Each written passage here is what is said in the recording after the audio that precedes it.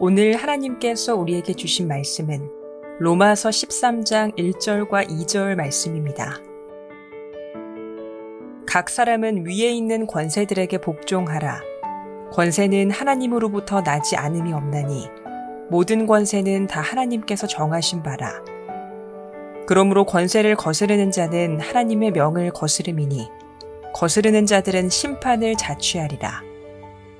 아멘. 지금 우리는 권위가 무너진 시대에 살고 있습니다. 어떤 권위도 인정하지 않는 포스트 모더니즘 사회를 살아가고 있습니다. 그래서 이제 사람들은 이 권위라고 하는 말을 아주 듣기 싫어합니다. 우리 젊은이들은 권위를 꼰대 개념으로 생각을 하고 있는 것 같고, 권위를 없애는 것을 민주주의라고 생각을 하는 것 같습니다. 왜 이렇게 많은 사람들은 권위에 대해서 부정적인 생각을 하고 있을까요? 제가 볼 때는 아마 권력과 권위를, 권위주의와 권위를 잘 구분하지 못하기 때문이라고 생각합니다.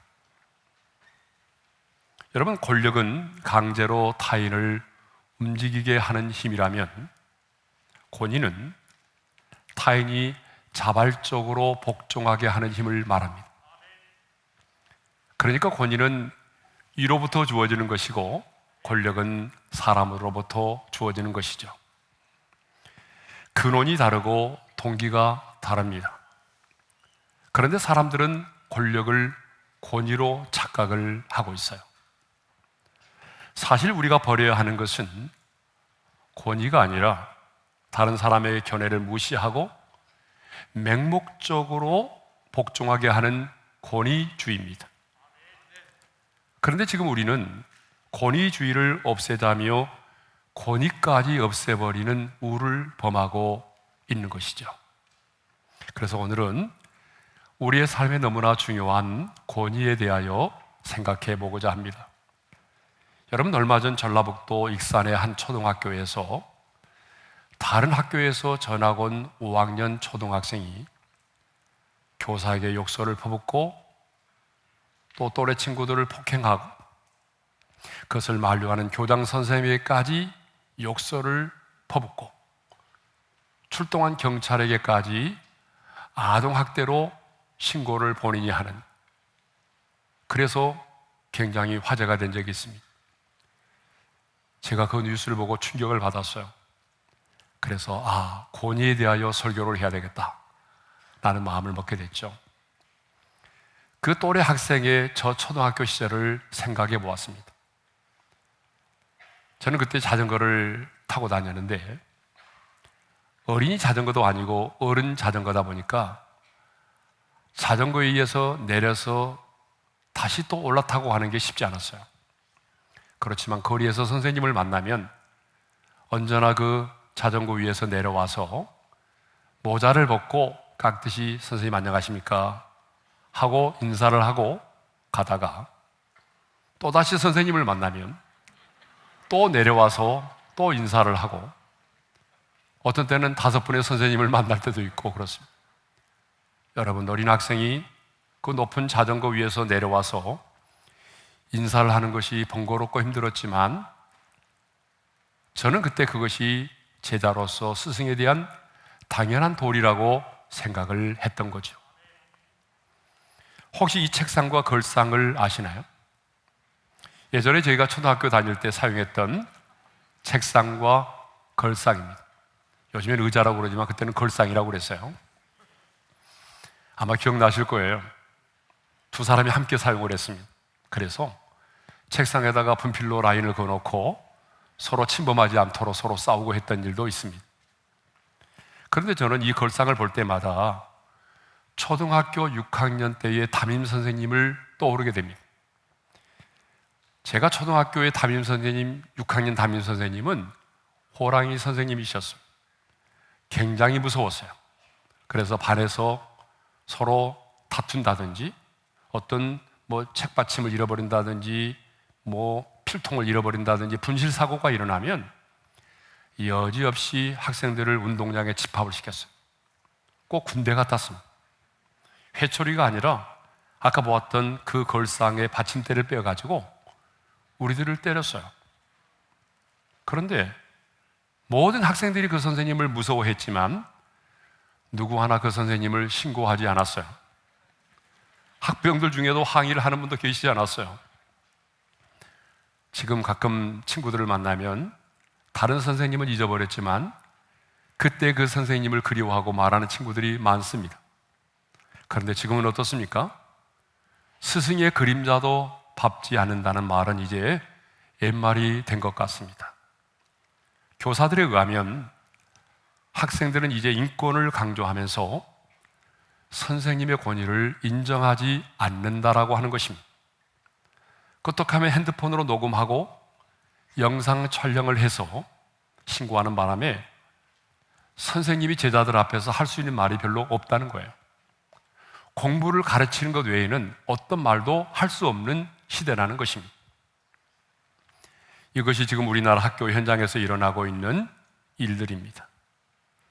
스승의 권위가 무너진 지 참 오래됐습니다.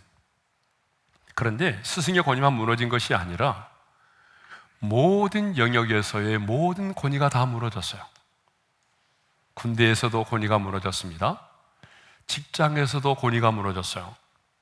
여러분, 교회라는 공동체 안에서도 권위가 무너졌어요. 지금 문재인 전 대통령이 머물러 있는 양산에서도, 현 대통령이 거주하는 서초동에서도 연일 시위가 계속되고 있습니다.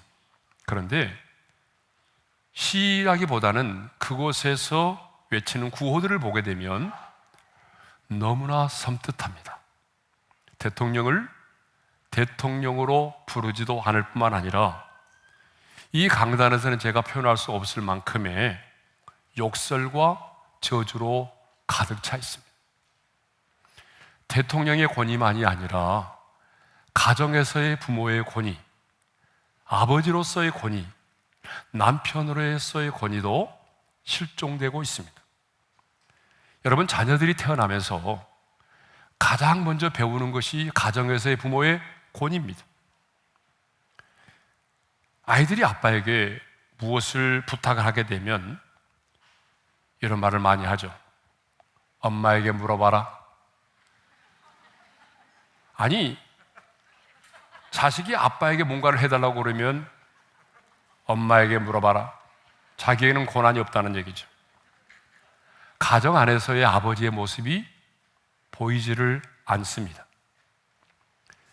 그런데 아빠보다 엄마의 권위가 더 세고 높아지면 아이들은요, 권위에 대한 혼란을 겪게 됩니다.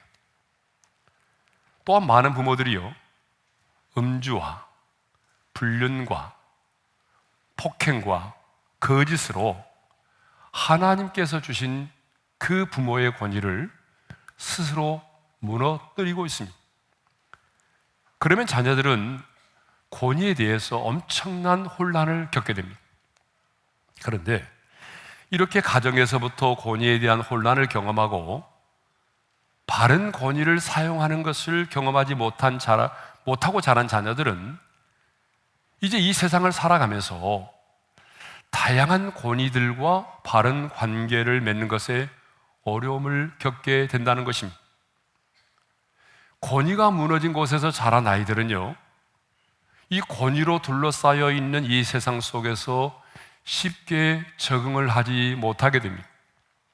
그래서 군대에 가서도 또 직장생활 하면서도 직속 상관과 동료들과 좋은 관계를 맺지 못하고 적응을 하지 못하고 이리저리 옮겨 다니는 그런 일들이 많다는 거죠. 그래서 학자들은 말하죠.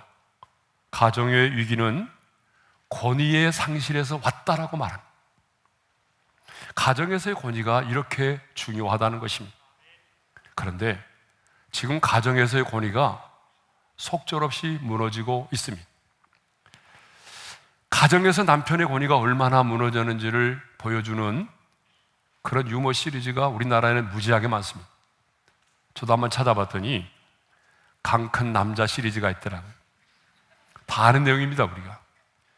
20대의 강 큰 남자는 아내에게 밥을 차려주라고 말하는 남자이고 30대의 강 큰 남자는 아내에게 어디 가느냐라고 묻는 남자이고, 40대의 강 큰 남자는 애출하는 부인을 쳐다보는 것이고, 50대는 몇 시에 들어오느냐고 묻는 남자이고, 따라가도 되느냐라고 묻는 남자는 60대는 간이 배 밖에 나온 남자다.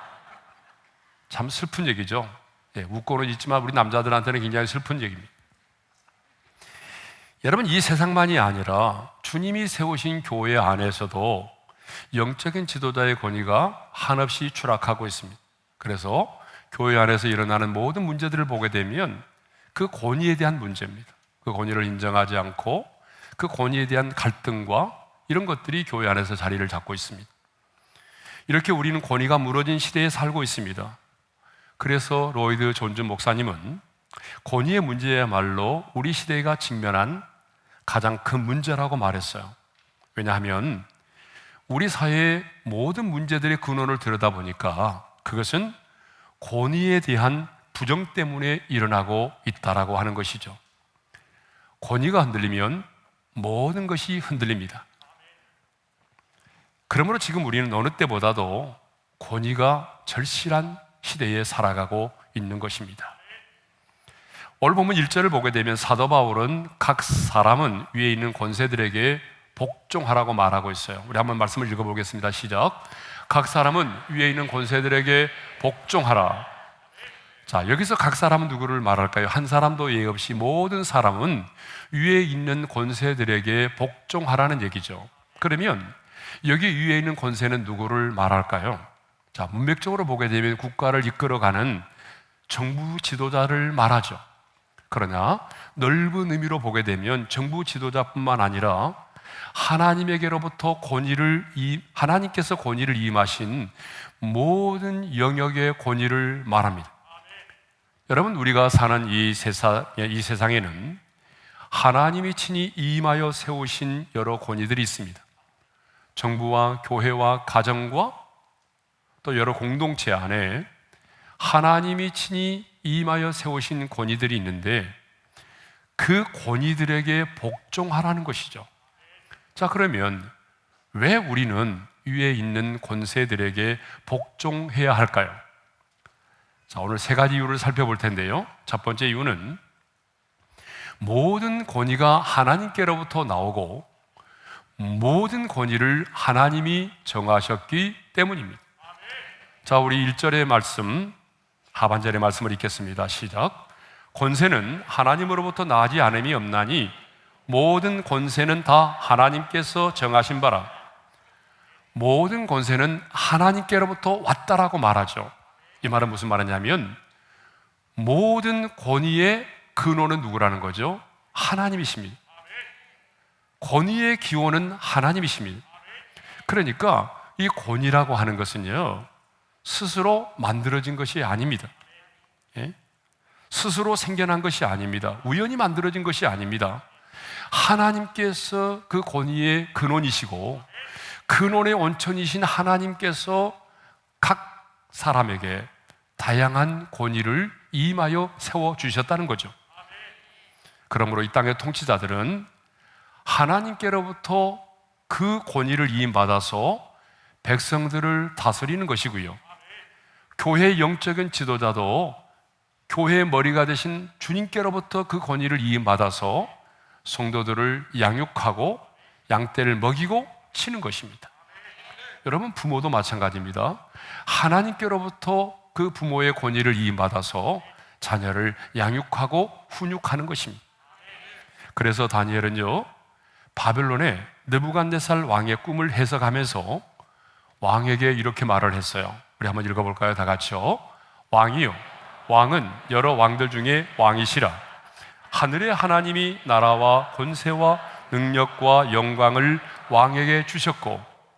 여러분, 지금 다니엘이 뭐라고 말합니까? 하늘의 하나님이 나라와 권세와 능력과 영광을 왕에게 주셨다라고 말하잖아요. 네. 우리 예수님도 자신을 십자가에 못 박아 죽이도록 사형을 언도한 빌라도 총독에 대해서 이렇게 말씀하셨습니다. 요한복음 19장 11절입니다. 다 같이요. 이에서 주지 아니하셨더라면 나를 해할 고난이 없었으리니.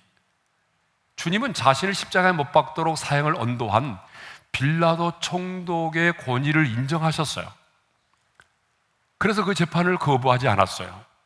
주님은 이 땅에 계시는 동안에 이 세상의 권위를 부인한 적이 없습니다. 그래서 가이사의 것은 가이사에게 바치라고까지 요구했던 것입니다. 예수님의 수제자인 베드로 역시 세상의 권위를 인정했어요. 베드로전서 2장 17절의 말씀을 읽겠습니다. 다 같이요. 형제를 사랑하며 하나님을 사랑하며 왕을 존대하라. 우리 한번 따라서 하겠습니다. 왕을 존대하라. 그러면 여기서 언급하고 있는 왕은 누구죠? 바로 헤롯 아그리빠 왕이에요. 이 왕은 어떤 사람이죠? 야고보를 칼로 죽이고 그리고 베드로 자신도 잡아 죽이려고 했던 사람이에요. 그런데 베드로는 야고보를 칼로 죽이고 자신도 잡아서 죽이려고 하는 그 헤롯 아그리빠 왕에 대해서 존대하라고 말해요. 무슨 말입니까? 베드로는 헤롯 아그리빠 왕이라는 그 인간 자체를 보는 것이 아니라 하나님께서 그에게 주신 그 권위를 인정했다는 거예요. 우리가 잘 아는 다윗도 마찬가지입니다. 여러분, 하나님의 마음에 합한 자였던 다윗은요, 끊임없이 자신을 죽이려고 했던 그 사울왕을 죽일 수 있는 두 번의 절호의 기회가 있었어요. 그렇지만 그 두 번의 기회가 주어졌지만 그 사울왕을 죽이지 않았습니다. 여러분, 왜 다윗은 자신을 죽이려고 했던 사울왕을 죽이지 않았어요?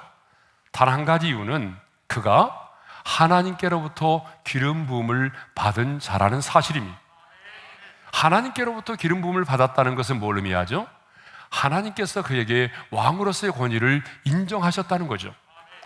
그래서 다윗은 사울이 자기를 죽이려고 했지만 그럼에도 불구하고 하나님께서 그에게 임하신 왕으로서의 권위를 인정하고 순종했다는 것입니다.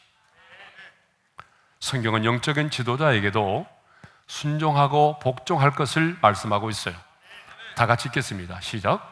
너희를 인도하는 자들에게 순종하고 복종하라.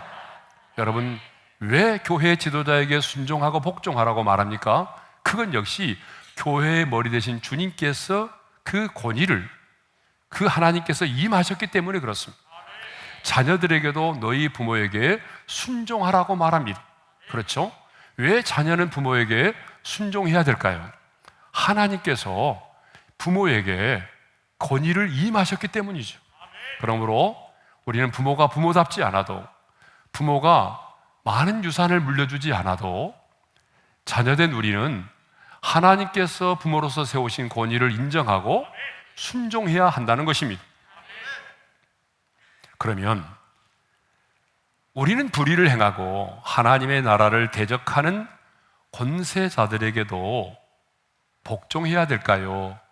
하는 의문이 들죠. 아마 여러분들이 이 설교를 들으면서 말은 안 했지만 속으로 아마 이런 생각을 하고 있었을 거예요. 자, 모든 권세자들에게 우리가 복종해야 되느냐? 불의를 행하고 하나님의 나라를 대적하는 자들에게도 그러면 우리는 무조건 복종해야 됩니까? 아니라는 거죠. 우리가 복종해야 될 권세자가 있고 복종하지 않아야 될 권세자가 있다는 거예요. 그래서 오늘 본문도 보게 되면 하나님으로부터의 권위를 이임받은 직임으로서의 권위를 말했지 사람으로서의 권세자를 말하고 있지 않다는 거예요. 자, 우리 본문을 한번 읽어보겠습니다. 다시 한번 시작. 각 사람은 위에 있는 권세들에게 복종하라. 권세는 하나님으로부터 나지 않음이 없나니.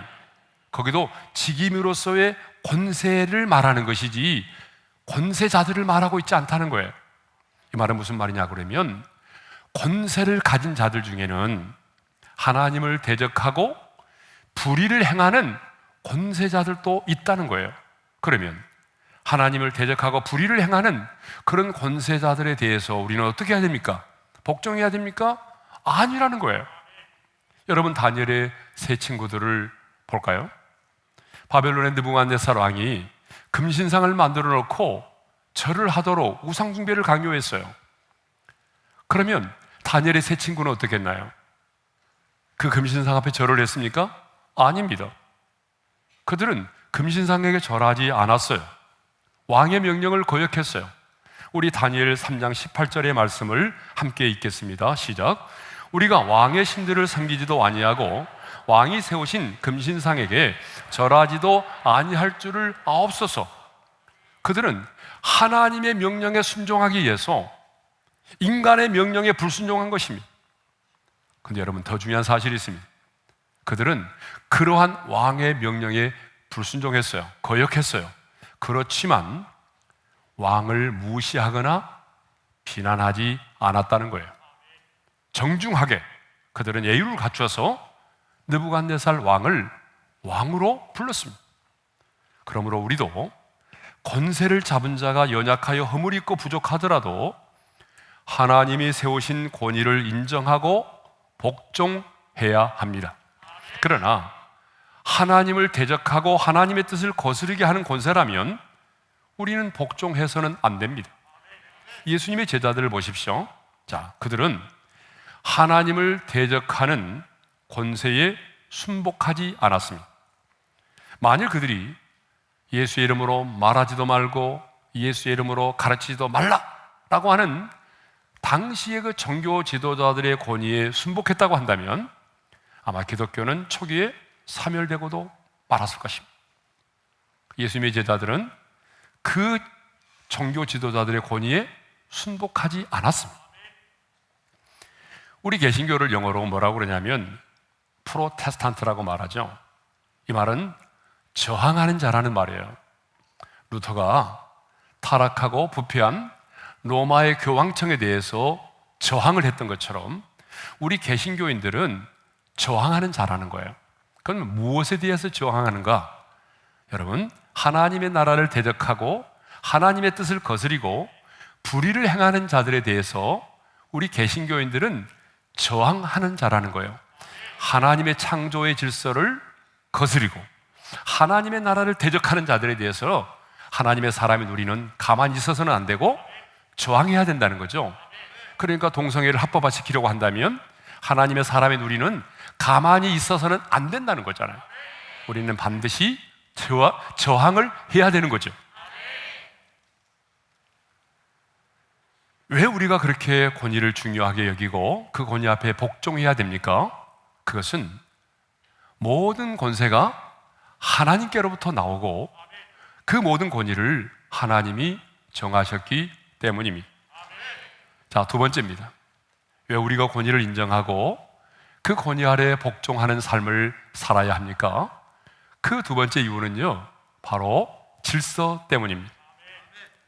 우리가 사는 세상은 권위가 무너지면요, 질서가 무너지게 되어 있습니다.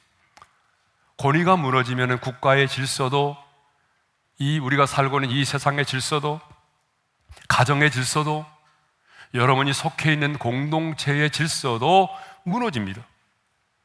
그 공동체의 질서가 무너지지 않도록 하기 위해서 하나님은 모든 기관과 공동체 안에 리더를 세우신 것입니다. 머리를 세워두신 거예요. 하나님은 질서의 하나님이십니다. 하나님이 질서의 하나님이심을 믿으면 크게 아멘 합시다. 우리 하나님은 질서의 하나님이십니다. 그러므로 하나님이 창조하신 이 우주와 자연에는요, 여러분, 너무나 분명한 질서가 있어요. 질서가 있기 때문에 이렇게 우주가 아름답고 유지될 수가 있는 것입니다. 만일 은하계와 태양계의 질서가 없다면, 이 지구가 제멋대로 운행을 한다고 한다면 이 우주는 엄청난 카오스, 즉 혼돈 가운데 빠지고 말 것입니다. 하나님은 질서의 하나님이십니다. 그러므로 우리에게 은사와 능력이 많이 있지만 그 은사와 능력보다도 하나님은 뭘 더 중요하게 생각하느냐 하면 질서를 더 중요하게 여기신다는 거예요. 그래서 고린도전서 14장을 보게 되면 성령의 은사에 대하여 이야기하면서 이렇게 말씀하고 있습니다. 우리 한번 읽어볼까요? 시작. 하나님은 무질서의 하나님이 아니시오. 왜 성령의 은사와 능력을 강조하다가 갑자기 하나님은 무질서의 하나님이 아니시다, 질서의 하나님이시다는 말을 강조할까요? 은사와 능력보다 더 중요한 게 뭐예요? 교회 안에서의 질서가 중요하다는 것입니다. 그렇습니다, 여러분. 여러분이 어떤 성령의 불을 받고 어떤 예언의 은사가 있고 능력이 있다고 할지라도 그 은사와 능력보다 중요한 것은요, 교회 안에서의 질서입니다. 그래서 하나님은 어때요? 그 모든 은사와 능력보다도 그것들을 하나님이 세우신 교회의 영적인 지도자의 권위 아래에 두셨어요. 그러니까 그 은사와 능력도 권위 아래에서 바르게 사용되어야 되는 거죠. 그런데 가끔 보게 되면 불을 받았다, 내가 무슨 직통 계시를 받고 있다, 무슨 예언의 은사가 있다라고 말하는 사람들 보게 되면 교회를 아주 문란하게 만들어요. 교회의 질서를 어지럽혀요. 그리고 그 지도자의 권위 아래 복종하지 않아요. 여러분, 이것들은 잘못된 것입니다. 하나님은 아무리 여러분이 뛰어난 은사와 능력이 있을지라도 그것보다는 교회 안에 질서를 더 중요하게 생각하시고 그 질서 때문에 그 교회의 영적인 지도자의 권위 아래 복종하게 하신 것입니다. 성경에 보게 되면 남자와 여자는 평등합니다. 이것이 성경 원리입니다. 남자와 여자는요, 평등하도록 하나님이 지으셨어요. 그럼에도 불구하고 성경을 보게 되면 남자를 여자의 머리라고 말씀하고 있어요. 이것 때문에 실족한 분들이 많이 계세요. 여러분, 왜 하나님께서 남자를 가정에서 여자의 머리로 두셨을까요? 이 머리는 하나님이 세우신 권위를 말합니다. 가정 안에서 머리가 둘이 되면 굉장히 혼란하게 되겠죠. 가정의 질서가 무너지겠죠. 그래서 하나님은 딱 한 가지 이유입니다. 가정에서의 질서를 위해서 하나님이 그 남자를 여자의 머리로 두신 겁니다. 다른 이유가 없어요. 권위가 무너지면 국가의 질서도 무너지고 가정의 질서도 무너집니다. 그래서 어떤 분은 그러더라고요. 권위가 사라지는 것은 우리 집안에 지붕이 사라지는 것과 같다. 또 어떤 분은 말하기를 권위가 사라지는 것은 어때요? 철로 위에 기차가 달리는데 기차는 있는데 철로가 사라지는 것과 같다. 그렇게 말을 해요. 그래서 그만큼 권위가 중요하다는 거죠. 직장에서도 질서가 중요합니다. 권위가 중요합니다. 그래서 하나님은 여러분의 공동체 안에, 여러분의 가정 안에, 우리 사회 안에, 여러분의 직장 안에 그 권위를, 리더를 세워주신 것입니다. 하지만 사탄 마귀는 질서를 파괴하고 권위에 도전하라고 말합니다. 많은 사람들로 하여금 인권과 민주주의라고 하는 미명 아래 하나님이 세워두신 권위를 부정하게 하려고 합니다. 그래서 마침내 혼돈과 무질서의 세계를 만들려고 합니다.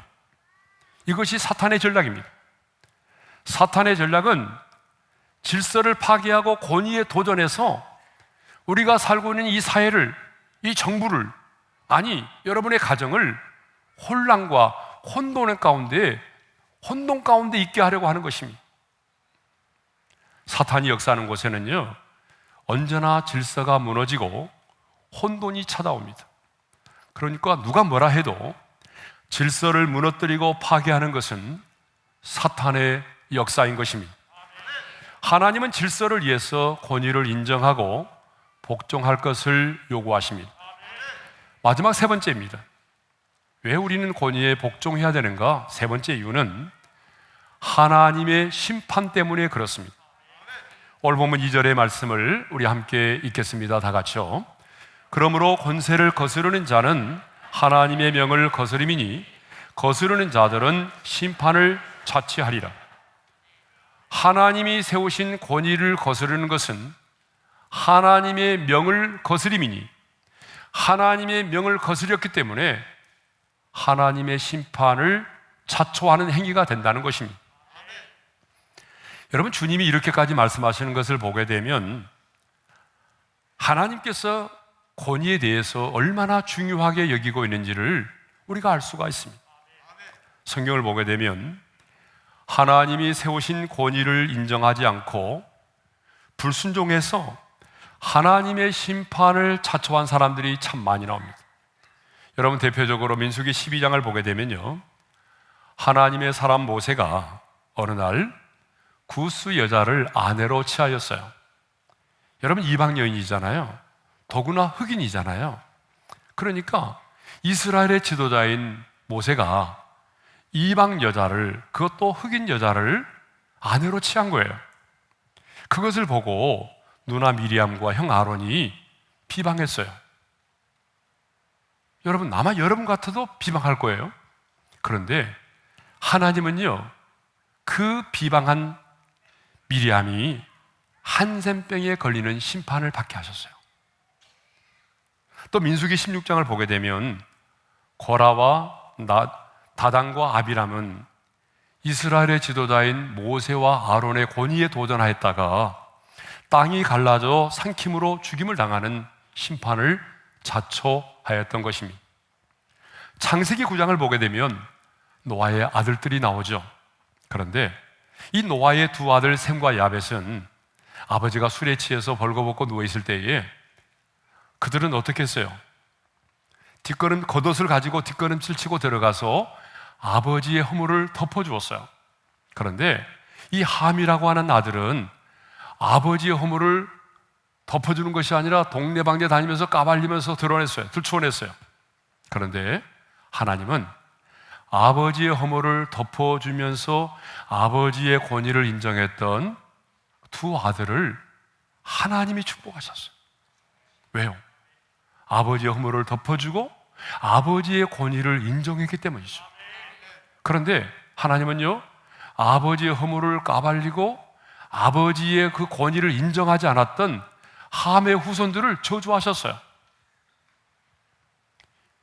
이런 하나님의 심판을 보게 되면 하나님이 세우신 권위를 인정하지 않고 복종하지 않는 것이 얼마나 크고 무서운 것인가를 알 수가 있습니다. 그러므로 우리는 하나님께서 세우신 그 권위를 인정하고 복종할 수 있는 성숙한 하나님의 사람이 될 수 있기를 바랍니다. 그런데 사람들은요, 권위를 무시하면 내가 좀 더 자유로워질 것처럼 생각해요. 권위를 무시하게 되면, 권위를 부정하게 되면 내가 좀 더 자유로워질 것처럼 생각하고요, 권위에 복종하는 삶을 살게 되면 나만 더 손해를 볼 것처럼 여겨져요. 그래서 직장생활 하면서도 권위 아래 복종을 안 하는 거예요. 왜? 그 권위 아래 복종하게 되면 나만 왕따를 당하는 것처럼 보이고 내가 더 많은 손해를 볼 것처럼 느껴지기 때문이죠. 그런데 여러분, 아닙니다. 아담과 하와를 보십시오. 그들은 더 많은 자유를 얻기 위해서 하나님의 권위에 도전했잖아요. 그렇죠? 더 많은 자유를 얻기 위해서 스스로 인간이 주인이 되는 인간의 나라를 만들고자 하나님의 나라를 부정하고 하나님의 권위에 도전해서 선악과를 따먹었잖아요. 그런데 여러분, 결과를 보세요. 더 많은 자유를 얻었습니까? 여러분, 하나님의 권위에 도전했는데 더 많은 자유를 얻었습니까? 아니죠. 에덴 동산에서 추방을 당했습니다. 더 많은 자유함을 얻었습니까? 아닙니다. 죄와 죽음의 법에 매임을 당하게 됐습니다. 그리고 하나님의 보호하심과 공급하심의 축복을 누리지 못하게 되었습니다. 그렇습니다. 우리가 하나님이 세우신 권위를 인정하지 않고 도전하면 자유가 아닌 방종에 이르게 됩니다. 그리고 더 놀라운 사실은 내가 그 권위를 도전하면, 인정하지 않고 권위에 도전하게 되면 사탄이 나를 합법적으로 지배할 수 있도록 나를 내어주는 겁니다. 아담과 하와가 그랬잖아요. 그리고 방금 말씀드린 것처럼 하나님의 공급하심과 보호하심의 축복을 더 이상 받지 못하게 되는 것입니다. 사랑하는 성도 여러분, 지금 우리는요, 권위가 무너진 시대에 살고 있습니다.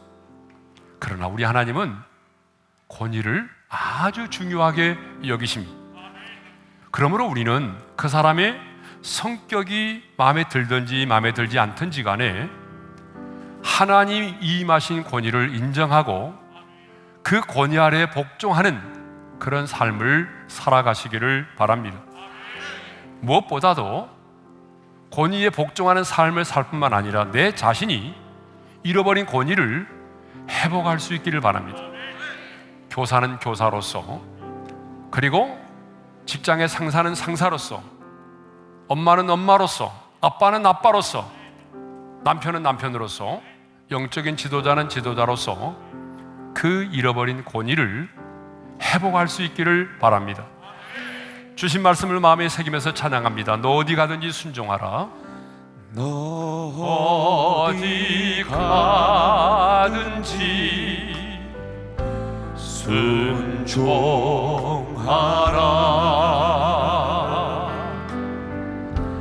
너 어디든지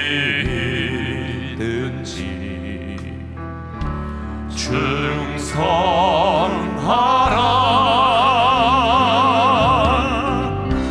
주 너의 하나님 왕 되신 주 영원히 주님만 찬양하라. 나 어디 가든지 순종하리. 나 어디 가든지 순종하리.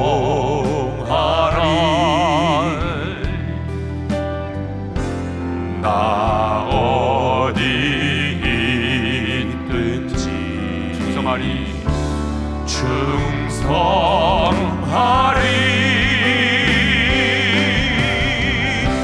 주 나의 하나님 왕 되신 주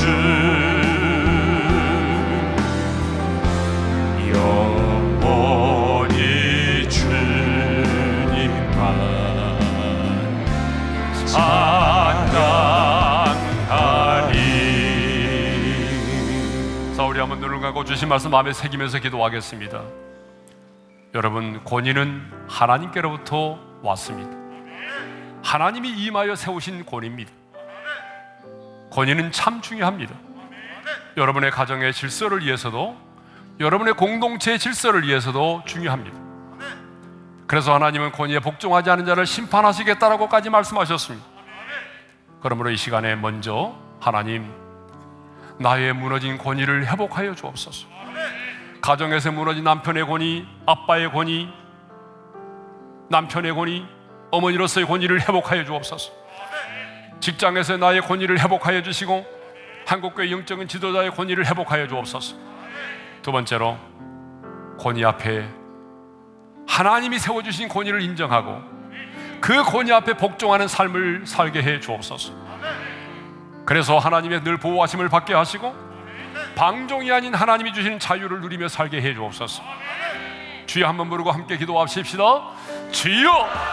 할렐루야. 우리 아버지 하나님 감사합니다. 하나님께서 오늘 우리에게 권위에 대하여 말씀해 주셨습니다. 이 권위는 우연히 생겨난 것도 아니요, 스스로 만들어진 것도 아니요, 하나님께서 임하여 세워주신 권위입니다. 하나님, 이제 우리 안에 무너진 권위가 회복되어지기를 원합니다. 가정에서의 부모의 권위가 회복되게 도와주시고, 하나님 남편의 권위가 회복되게 도와주시고, 직장에서의 권위도 회복되게 도와주시고, 영적인 지도자의 권위도 회복하여 주시기를 원합니다.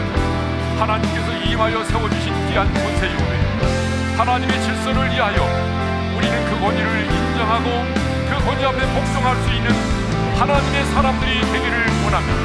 그래서 누구도 방종에 이르지 않도록 도와주시고, 하나님 권위 앞에 복종하는 삶을 통해서 하나님의 보호하심과 하나님의 공급하심의 축복을 받아 누릴 수 있는 하나님의 사람들이 되게 하여 주시옵소서. 하나님 아버지 감사합니다. 오늘도 우리에게 이 권위가 얼마나 중요한 것인지를 다시 한번 말씀을 통해서 깨닫게 해주셨사오니 감사합니다. 권위가 무너진 이 시대에 사랑하는 성도들, 가정에서의 권위가 회복되기를 원합니다. 남편의 권위가 회복되기를 원합니다. 아버지로서의 권위가 회복되기를 원합니다. 어머니로서의 권위도 회복되기를 원합니다. 우리의 모든 영역 속에서 무너진 권위가 회복되게 하여 주옵소서. 그리고 그 권위가 하나님이 세우신 권위임을 알고 하나님께로부터 주어진 권위임을 알기에 마음에 들지 않아도 그 권위를 인정하고 복종할 수 있는 성숙한 하나님의 사람들이 되게 하여 주옵소서. 그래서 방종이 아닌 하나님이 주신 자유를 누리게 도와주시고 그 권위 앞에 순종하고 복종함으로 하나님의 심판이 아닌 하나님의 돌보심과 하나님의 공급하심과 하나님의 보호하심의 축복을 누리는 성도들의 삶이 되게 하여 주옵소서. 이제는 우리 주 예수 그리스도의 은혜와 하나님 아버지의 영원한 그 사랑하심과 성령님의 감동, 감화, 교통, 인도하심이 무너진 권위를 다시 회복하고 하나님이 세우신 권위를 인정하고 복종함으로 그 권위 앞에 순종하는 자에게 약속하신 그 공급하심과 보호하심의 축복을 누리며 살기를 원하는 모든 성도들 위해 이제로부터 영원토록 함께 하시기를 축원하옵나이다. 아멘.